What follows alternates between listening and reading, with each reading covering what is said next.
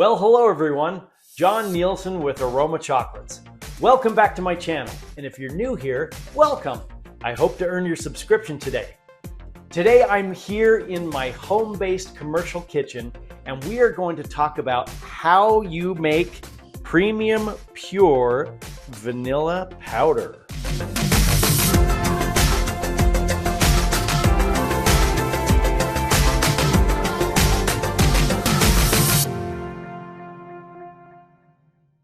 To make vanilla powder, we need three different things. We need vanilla beans, something to dry them out with, and something to grind them with. So, let's talk about all those aspects and start making something sweet. Okay, so for making vanilla powder, we are going to want to use fresh, unused vanilla beans. These are the vanilla beans. These are Papua New Guinea vanilla beans.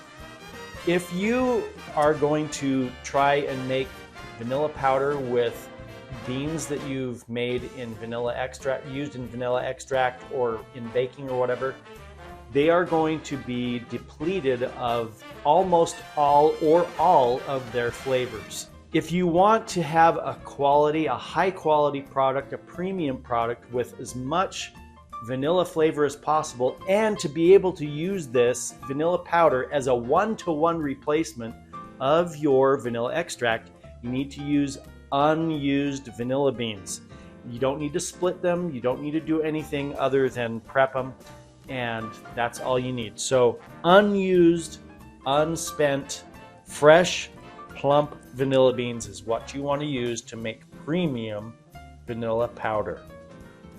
So we've got these nice plump vanilla beans here, and we need to prep them before we can dry them. So the first step that we need to do is we need to rinse these vanilla beans. So how do we go about rinsing vanilla beans?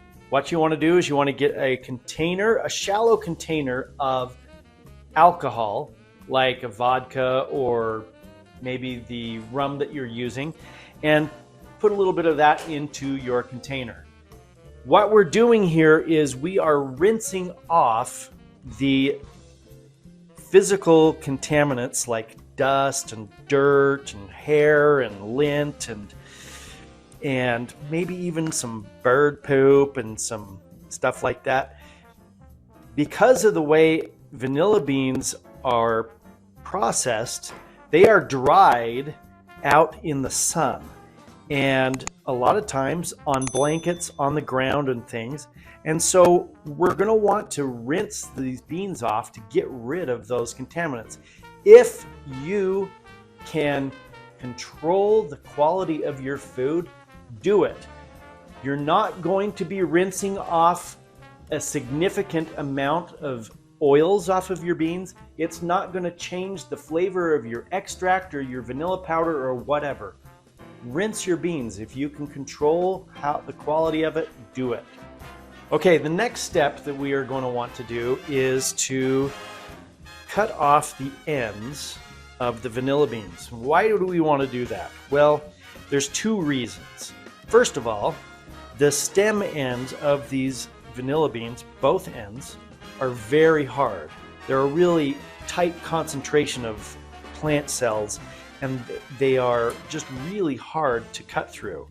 And if you've ever tried to split your vanilla beans, you'll know that when you get down to the bottom there, it's harder to get through that little thing. So we want to cut those off because they're not going to grind up very well. The second reason we are cutting these off is to facilitate a faster evaporation of the water out of the beans. So we're cutting off just the ends of these vanilla beans so that we can get that water to evaporate out of them faster. Okay, so now that we've got our vanilla beans prepped and ready to dry out, we need to dry them completely to like brittle dry.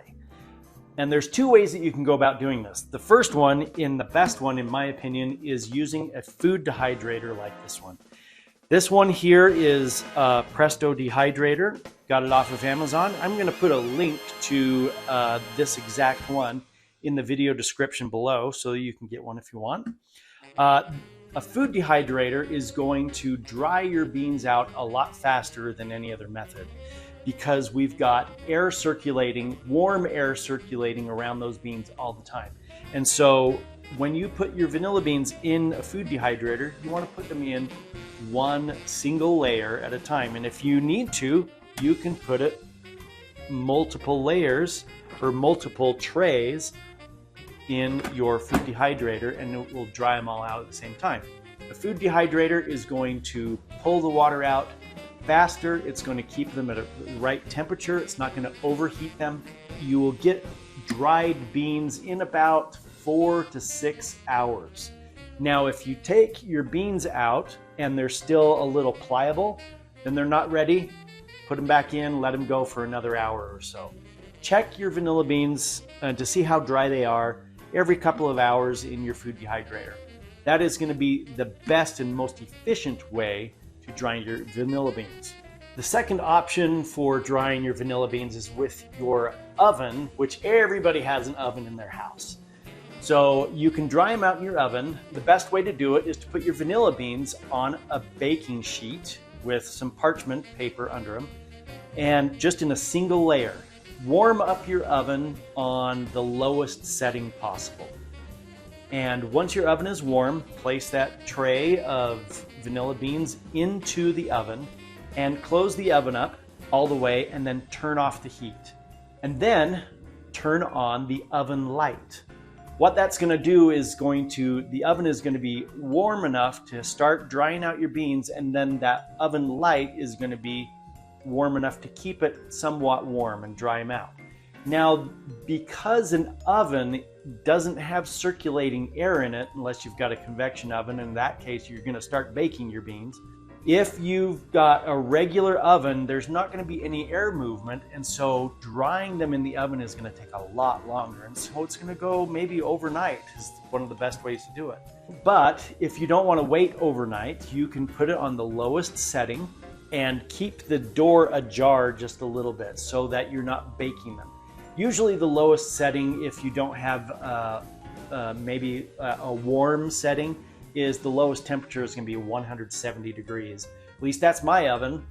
That's what I would suggest if you don't have a food dehydrator. An oven is your next best option.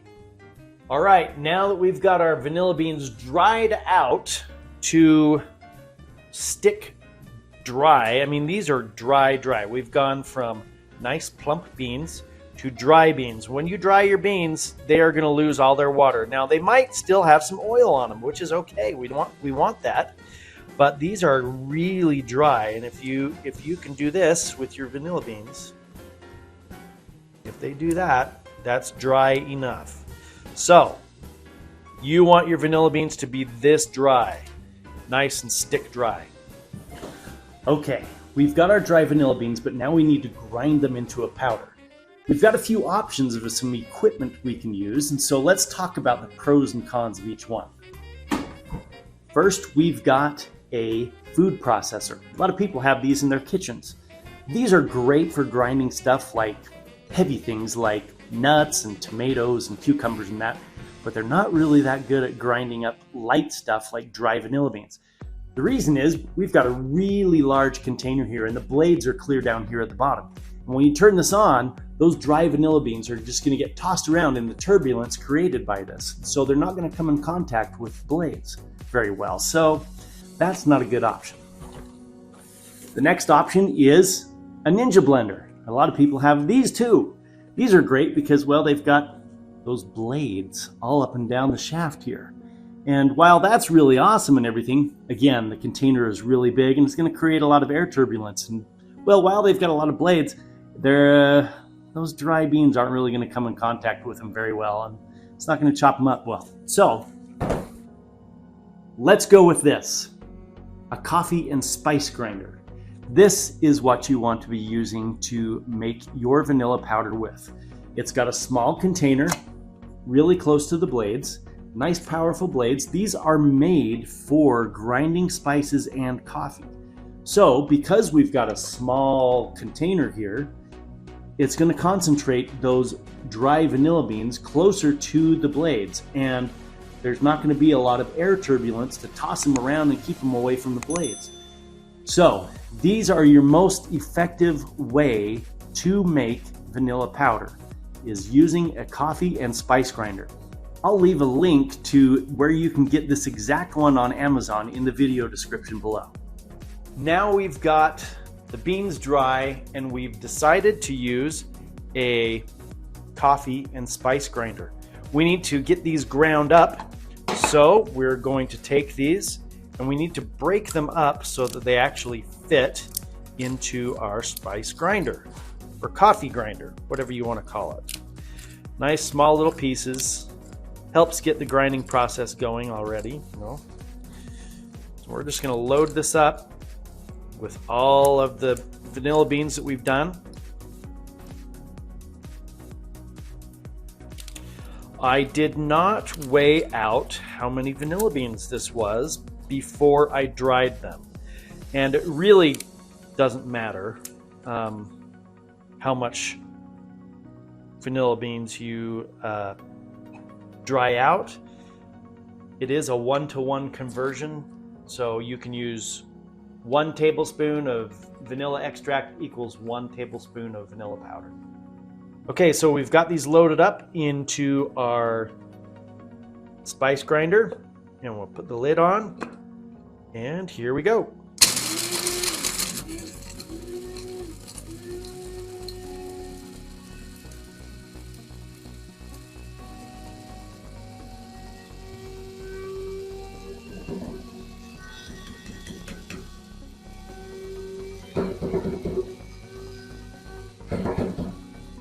Might need to shake it up a little bit, tap the sides.